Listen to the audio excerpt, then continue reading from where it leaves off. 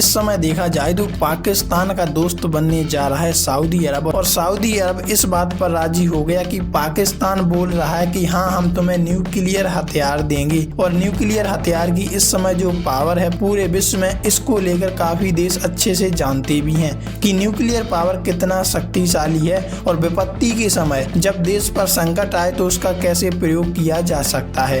देखो बहुत कुछ चल रहा है इस वक्त जियो पॉलिटिक्स में, और पाकिस्तान और सऊदी अरब इस समय क्यों एक हो गए आइए जानते हैं। देखो खबर सामने आ रही है पाकिस्तान की तरफ से, और कहा है पाकिस्तान ने कि हाँ हम देंगे सऊदी अरब को न्यूक्लियर हथियार। MBS संग पाकिस्तान की डील के बाद बोले ख्वाजा आसिफ। तो देखो पाकिस्तान और सऊदी अरब के बीच हुए रक्षा समझौते को लेकर पाकिस्तान के रक्षा मंत्री ख्वाजा आसिफ ने कहा कि इसमें अन्य अरब देशों के शामिल होने को लेकर भी कहता हूं कि किसी के लिए दस्तावेज बंद नहीं है। तो देखो पाकिस्तान के रक्षा मंत्री ख्वाजा आसिफ ने कहा कि उनके मुल्क और सऊदी अरब के बीच आपसी रक्षा समझौते में अन्य अरब देशों के शामिल होने की संभावना से इनकार नहीं किया जा सकता, मतलब वो भी इसमें शामिल हो सकते हैं। उन्होंने कहा कि इस तरह के घटनाक्रम के लिए दरवाजे बंद नहीं हैं, हमेशा के लिए पाकिस्तान की तरफ से खुले हैं। पाकिस्तान और सऊदी अरब ने बुधवार 17 सितंबर 2025 को एक रणनीतिक पारस्परिक रक्षा समझौते पर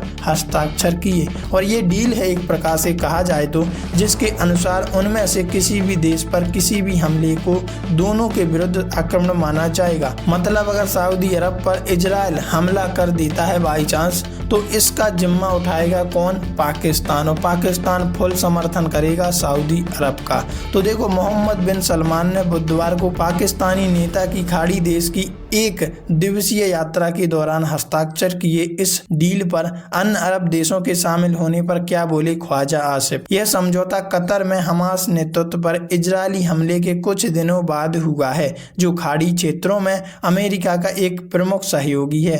रक्षा मंत्री ख्वाजा आसिफ ने और अरब देशों के इस समझौते का हिस्सा बनने की संभावना पर एक सवाल पर कहा कि मैं इसका अभी जवाब नहीं दे सकता, लेकिन इतना अवश्य कहूँगा कि दरवाजे बंद नहीं है और पाकिस्तान की तरफ से हमेशा दरवाजे खुले हुए हैं। वो हमेशा चाहते हैं कि हम दूसरे देशों को न्यूक्लियर हथियार दें। जियो न्यूज को दिए एक साक्षात्कार में मंगलवार 16 सितंबर 2025 को आसिफ ने कहा था कि वह हमेशा से नाटो जैसे समझौते की वकालत करते रहे क्योंकि पाकिस्तान के लिए खतरे की स्थिति अधिक रही। उन्होंने कहा कि मेरा मानना है कि यहाँ के देशों और लोगों, विशेष रूप से मुस्लिम आबादी का यह मौलिक अधिकार है कि वे मिलकर अपने क्षेत्र और राष्ट्रों की रक्षा करें। समझौते के नियमों को लेकर बोले ख्वाजा आसिफ। उन्होंने बताया कि इस समझौते में ऐसी कोई धारा नहीं है जो किसी अन्य राष्ट्र को शामिल होने से रोकती हो या पाकिस्तान को किसी और के साथ ऐसा ही समझौता करने से रोकती हो। उनसे पूछा गया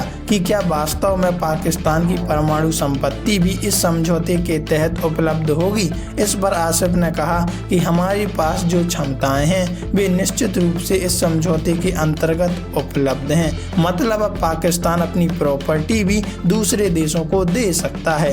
उन्होंने कहा कि पाकिस्तान ने हमेशा अपनी परमाणु सुविधाएं निरीक्षण के लिए उपलब्ध कराई हैं और कभी कोई उल्लंघन नहीं किया। यह पूछे जाने पर कि क्या किसी एक देश पर हमला होने पर दूसरा देश उसकी रक्षा में शामिल होगा, इस पर रक्षा मंत्री ने कहा कि हाँ बिल्कुल होगा, इसमें कोई संदेह नहीं है, और इसी बात को लेकर इस डील पर साइन हुआ। वैसे आप इस बारे में क्या कहना चाहते हैं? कमेंट में लिखकर अपनी राय जरूर साझा कीजिएगा।